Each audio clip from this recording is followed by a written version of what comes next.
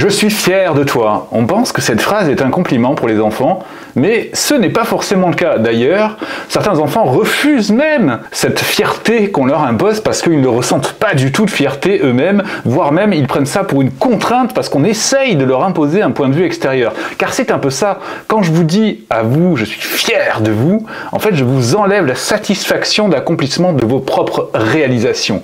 Il y a un autre phénomène qui se met en place. Lorsqu'on habitue un enfant à lui dire « je suis fier de toi, je suis fier de toi, je suis fier de toi », l'enfant, effectivement, ne va plus œuvrer pour lui-même, œuvrer par motivation interne, mais sera plutôt à l'écoute et dépendant de la vie extérieure.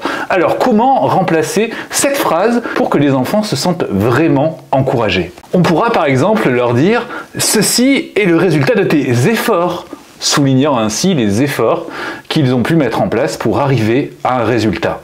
Quelle a été l'étape la plus difficile pour toi?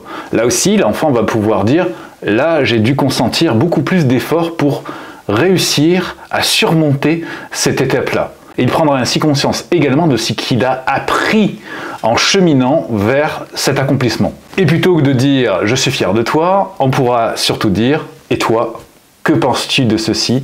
Que ressens-tu » Lorsqu'on dit à un enfant « que ressens-tu », il va se connecter à cette satisfaction, à cette joie d'avoir accompli quelque chose en fonction des objectifs qu'il a lui-même fixés et surtout en fonction de la volonté mise en place et des efforts consentis pour atteindre ce résultat. Voilà pourquoi il est important de remplacer cette expression « je suis fier de toi » pour plutôt se concentrer sur les actions de l'enfant, les progrès, les efforts et donner à l'enfant cette liberté de pouvoir avoir un avis sur ce que lui-même fait.